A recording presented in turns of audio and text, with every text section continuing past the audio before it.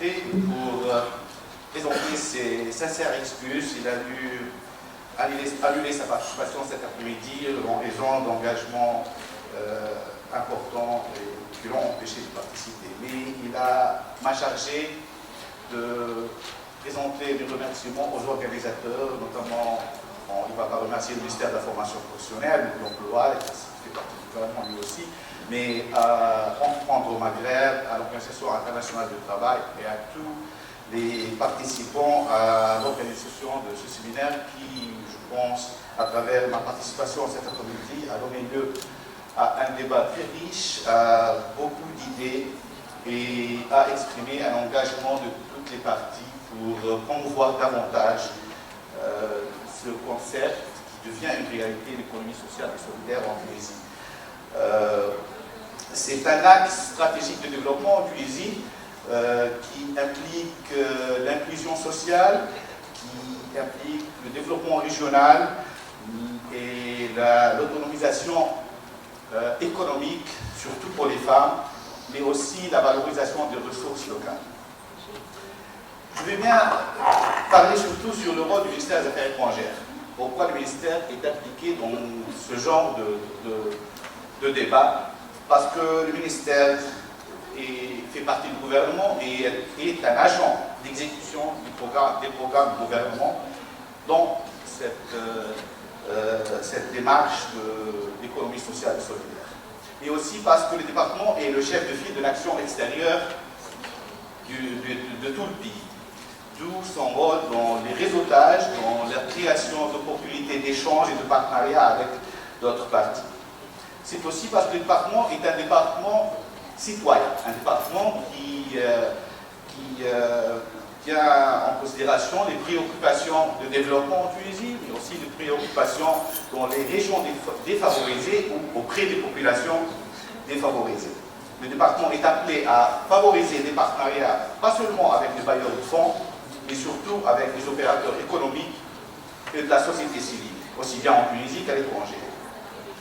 Le département est aussi appelé à prendre connaissance des success stories, de bonnes pratiques et de favoriser le réseautage pour l'accompagnement et le marketing. Parce qu'il ne s'agit pas seulement de problématiques d'accès au financement, mais aussi, comme ça a été souligné par pas mal d'intervenants, l'accompagnement est important, mais aussi le marketing, l'accès aux distributeurs, aux chaînes de distribution est aussi important pour permettre aux nouvelles entreprises créées dans le cadre de l'économie sociale et solidaire de s'épanouir et de se développer davantage.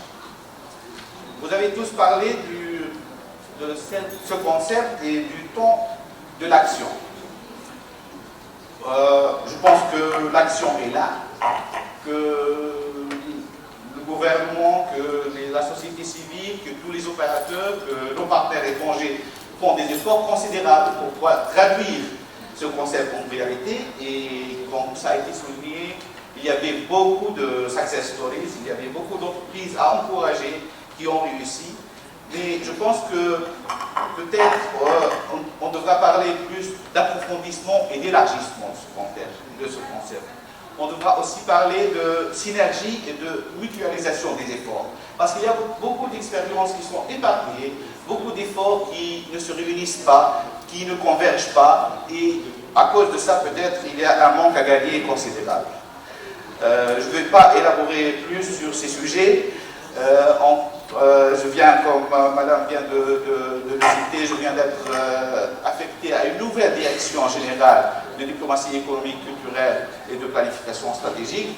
Et je vous remercie pour cette opportunité qui m'a permis de prendre connaissance de l'importance cruciale de cette démarche de développement économique qui devra être intégrée dans le nouveau rôle que le ministère est en train d'œuvrer pour l'assumer, pour favoriser le développement régional, pour promouvoir pas seulement le pays, mais aussi des régions et des produits. Et j'espère que ça va être inclus dans notre démarche future. Enfin, je voudrais vous assurer au nom de M. le ministre que vous pouvez compter sur le ministère des Affaires étrangères, pas comme soutien, mais comme partenaire à part entière pour travailler avec vous, pour pour saisir toutes les occasions et pour voir qu'est-ce qu'on peut faire ensemble pour accélérer la mise en œuvre d'une économie sociale et solidaire. Merci beaucoup, merci pour votre attention. Bonne continuation. Merci. Je remercie les partenaires, l'habillage, le Luxembourg. Je remercie tous mes amis qui étaient à mes côtés. Les recommandations. La promotion de l'économie sociale et solidaire passe par des femmes et des hommes qui adhèrent à ce nouveau mode de gouvernance qui met l'homme humain au cœur du développement. À l'issue des travaux de notre colloque riche et intense, nous avons estimé qu'il était nécessaire de vous soumettre ces recommandations.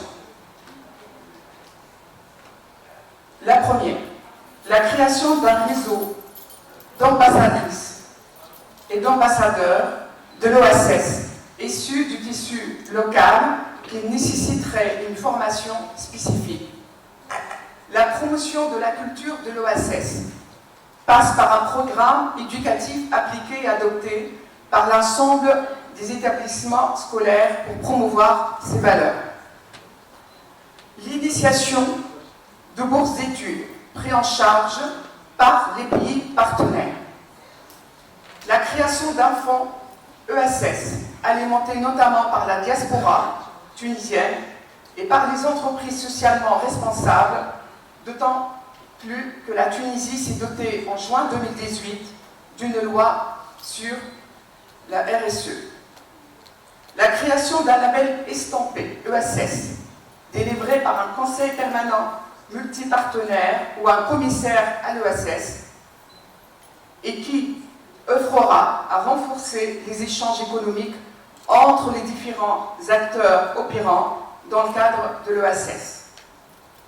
Le développement de plateformes ESS et créer une web TV et une web radio pour promouvoir les valeurs de l'ESS en y diffusant les bonnes pratiques et en valorisant les femmes rurales et artisanes, jeunes promoteurs et économie verte. La création pour les populations les plus vulnérables, femmes rurales et artisanes, d'une mutuelle santé solidaire. L'institution, dans la future loi soumise par le gouvernement tunisien à l'Assemblée des représentants du peuple de l'OSS, en tant que troisième secteur économique à part entière, à l'instar des secteurs publics et privés. La simplification et l'assouplissement des procédures et dispositifs administratifs au profit des acteurs de l'OSS par la mise en place d'un guichet unique.